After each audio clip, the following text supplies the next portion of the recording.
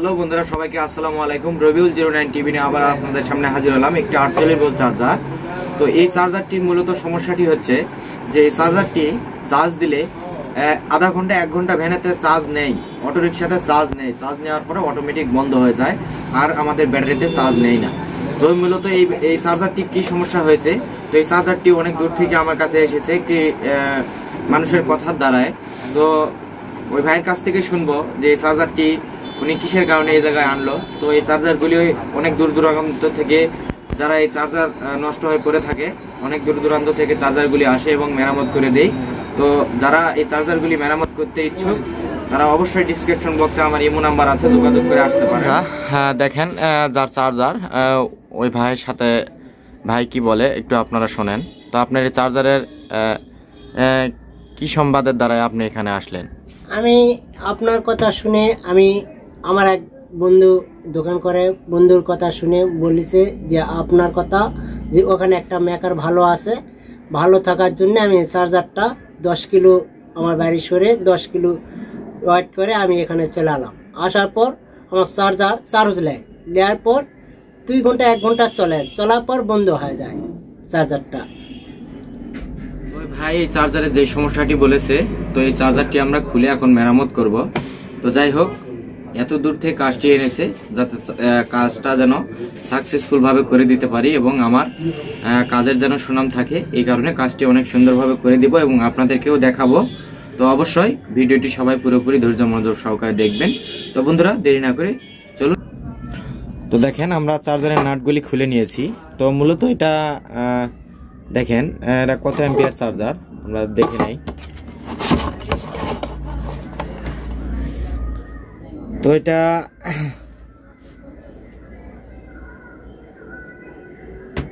140 ampere charger.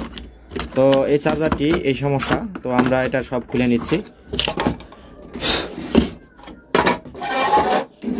তো 140 ampere charger, এই মূলত এটার আগে পরিষ্কার করে নিই আমরা সবগুলি।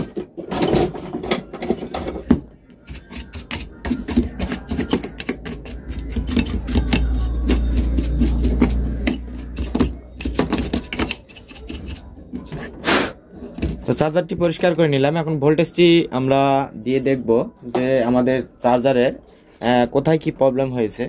তো আমরা এটা দেখে আমরা এই সমস্যাটি সমাধান করব। আর আপনারা ভিডিওটি না টেনে পুরোপুরি দেখবেন। তো একটু আলো দিলাম আপনাদের ভিডিওটি দেখতে যেন অনেক সুন্দর হয় এবং ভালো হয়। তো ভিডিওর কোয়ালিটি এক ভাই প্রশ্ন করেছে আর একটু সুন্দর করার জন্য। তো এই কারণে আপনাদেরকে আমি আরেকটু ভিডিওর কোয়ালিটি সুন্দর করাচ্ছি, তো যাতে আপনাদের দেখতে সুবিধা হয় এবং কাজগুলি যাতে সুন্দরভাবে আপনারা দেখে কাজগুলি করতে পারেন। তো দেখেন, এখন আমরা লাইন দেই, 108 সিরিজ লাইনে দেব। আপনাদেরকে প্রত্যেক ভিডিওতে আমি বলি যে সিরিজ লাইন ব্যবহার করে কাজ করবেন, তাহলে আপনাদের কোনো ক্ষতি হবে না এবং প্রবলেমও হবে না। তো একটা চার্জার যদি নেগেটিভ পজিটিভ একটা হয়ে থাকে, আমরা যদি সিরিজ লাইন ব্যবহার না করি তাহলে অনেক সমস্যা দেখা দেয়। তো দেখেন, লাইনটি দেওয়ার পরে আমাদের চার্জারের বাতিটি জ্বলতেছে এবং একটি আওয়াজ হচ্ছে, আপনারা মন দিয়ে একটু শুনেন। শিরশির একটি আওয়াজ হচ্ছে। তো এই আওয়াজটি যাই হোক হালকা পাতলা সব চার্জারে থাকে। এই যে এই চার্জারটি আমি এখন ভোল্টেজটি মাপ দেব। আমরা একটি মিটারের সাহায্যে ভোল্টেজটি মাপ দেব। তো আমাদের মিটারটি দেখেন, আমরা ডিসি 200 ভোল্টেজ সিলেক্ট করেছি, ডিজিটাল মিটার। আমরা প্রথমে ফার্স্ট কি করব, যেহেতু আমাদের পাওয়ার ইন্ডিকেটর লাইটটি জ্বলে গেছে, এই কারণে আমাদের ধরতে হবে যে আউটপুট ভোল্টেজ আমাদের কত আছে, এটা আমাদের পরিমাপ করতে হবে।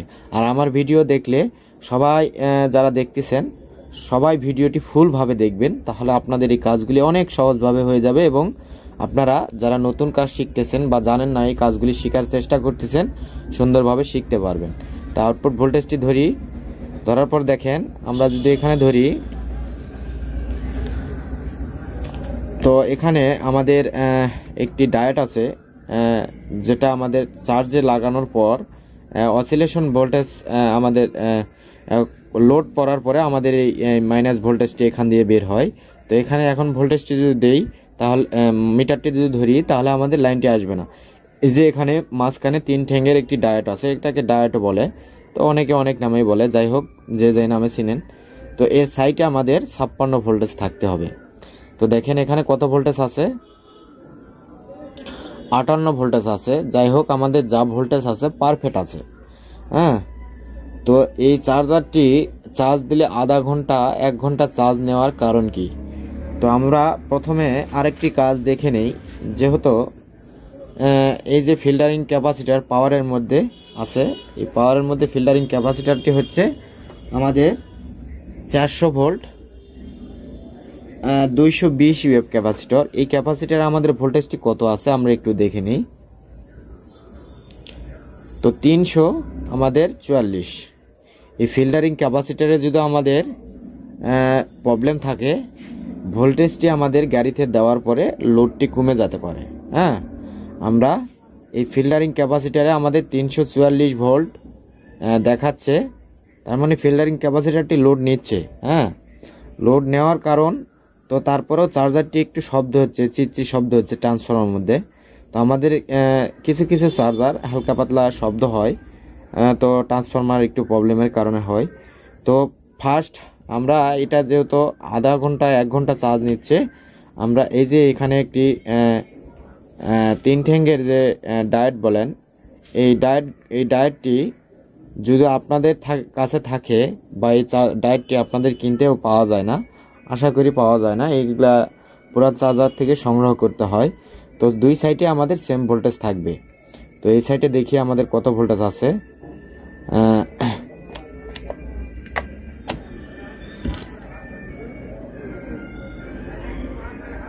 এই সাইডে আমাদের ভোল্টেজ দেখাচ্ছে 75 ভোল্টেজ, এই সাইডে দেখাচ্ছে 83 ভোল্টেজ, সরি। তো এখানে 58 ভোল্টেজ, এই সাইডে 58 ভোল্টেজ। তো দুনো সাইডে আমাদের পারফেক্ট ভোল্টেজ দেখাচ্ছে। তো ফার্স্ট আপনাদের যে কাজটি, এই যে আমাদের এই যে 2টি আইসি আছে, এই আইসির যে কম্পোনেন্টগুলি আছে এগুলি আপনাদেরকে একটু দেখায়। এই যে আইসির আমাদের যে সাইডে আউটপুট সেকশন আছে, এই আউটপুট সেকশনটি সুন্দরভাবে আগে সোল্ডারিং করে নেবেন। প্রথম স্টেপ আমি সোল্ডারিং করে নেই। তো দেখেন বন্ধুরা, আমরা এটা সোল্ডারিং করলাম কারণ আমাদের এই কানেকশনগুলি লুজ কানেকশন থাকলেও কিন্তু আমাদের এই প্রবলেমটি হতে পারে।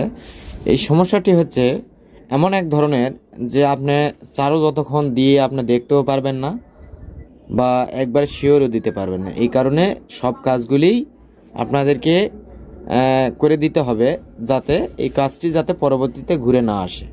এই কারণে আমরা এটা সোল্ডারিং করে নিলাম। যদি আমাদের লুজ কানেকশনের প্রবলেম হয়ে থাকে, তাহলে আমাদের এই লুজ কানেকশন প্রবলেমটি সমস্যা থেকে সমাধান হবে। আর মূলত এই ফিল্টারিং ক্যাপাসিটারে মূলত ভোল্টেজটি যদি পারফেক্ট না থাকে, তো আমাদের ডাউন থাকে, এই সমস্যার জন্য কিন্তু এই ফিল্টারিং ক্যাপাসিটারের প্রবলেম হয়।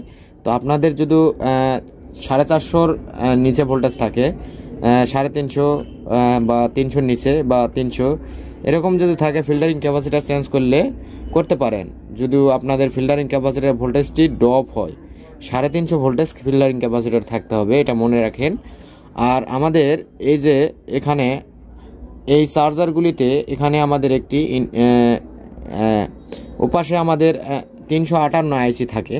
তো 358 আইসির বদলে আমাদের এখানে আরেকটি আইসি ব্যবহার করেছে। দেখেন, এই আইসিটির যদি প্রবলেম হয় তাহলে এই সমস্যা দেখা দিতে পারে। হ্যাঁ, বুঝছেন? আর এই ডায়েটটি আমরা কি করব, এই ডায়েটের যে এই যে দেখেন, এই যে আমাদের 3 ঠ্যাঙ্গের যে ডায়েটটি আছে আপনাদেরকে দেখাচ্ছি। এই যে ডায়েট, এই ডায়েটের আমরা মাঝখানের এবং একটি সাইডের, এই 2 সাইডের এই টার্মিনাল আমরা এভাবে এক করে দিলাম, কারণ আমাদের চার্জারটা যাতে এখন ডাইরেক্ট চার্জ নিতেই থাকে। হ্যাঁ, এই যে আমাদের এই ডায়েটটি যদি নষ্ট হয়ে যায়, তাহলে এই ডায়েটটি হিট হওয়ার পরে আমাদের এই ভোল্টেজটি ছেড়ে দিতে পারে। এই কারণে আমরা এই কাজটি করে দিলাম, যে এই শর্ট দেওয়ার কারণে আমাদের ভোল্টেজটি ডাইরেক্ট আমাদের গাড়িতে চলে যাবে, লাইন দেওয়া মাত্র চার্জ নিতেই থাকবে। ঠিক আছে, এই কারণে এই কাজটি করে দিলাম। তো এই 3টি স্টেপ কাজ করবেন, আশা করি সমস্যাটির সমাধান হয়ে যাবে। 3টি স্টেপের মধ্যে সমস্যাটির সমাধান যদি না হয়, তাহলে এই আইসিটি চেঞ্জ করবেন, তাহলে সমস্যাটি পুনরায় সমাধান হয়ে যাবে। তো আমরা এটা সোল্ডারিং করে নেই।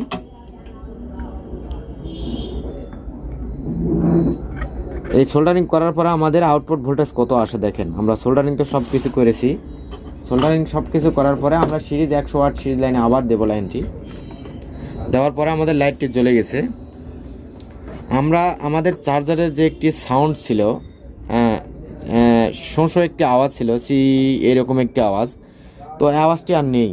তো আশা করি মূলত এই চার্জারটি আর ফেরত আসবে না, 100% কাজ হওয়ারই কথা। তো আমরা ভোল্টেজটি মাপি আউটপুটে। আমরা ফার্স্টে কিন্তু আউটপুটে আমরা এখানে ভোল্টেজ পাচ্ছিলাম না, 56-57 ভোল্টেজ আউটপুটে আমাদের থাকতে হবে।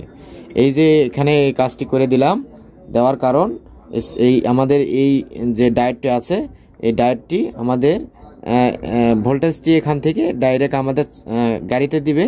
গাড়িতে দেওয়ার অর্থাৎ এই মসফেট এই ডায়োডের আর কোনো কাজ নেই, ঠিক আছে। এই কারণে আমরা এটা শর্ট করে দিয়ে আমরা এই ভোল্টেজটি এখানে আনলাম। এখন গাড়িতে সবসময় চার্জ নিতে থাকবে, যতক্ষণ গাড়ির ব্যাটারি না চার্জ ফুল হচ্ছে ততক্ষণ চার্জ নিতে থাকবে। তো আমার এই ভিডিওটি দেখে যদি আপনাদের ভালো লাগে বা কাজে লাগে, অবশ্যই যদি কাজে লাগে তাহলে চ্যানেলটি সাবস্ক্রাইব করবেন, যদি কাজে না লাগে তাহলে চ্যানেলটি সাবস্ক্রাইব করার দরকার নেই। তো আর যারা মেরামত করার জন্য যোগাযোগ করতে যাচ্ছেন, ডিসক্রিপশনে ফোন নাম্বার আছে, যোগাযোগ করে আসতে পারেন। তো এই চার্জারটি আমরা এখন ফিটিং করে কাস্টমারের হাতে পৌঁছে দেব। তো আশা করি এই চার্জারটির সমস্যাটির সমাধান হয়ে গেছে। আবার পরবর্তী কোনো ভিডিওতে আপনাদের সামনে আসবো। তো এই পর্যন্ত সবাই ভালো থাকবেন, সুস্থ থাকবেন, আল্লাহ হাফেজ।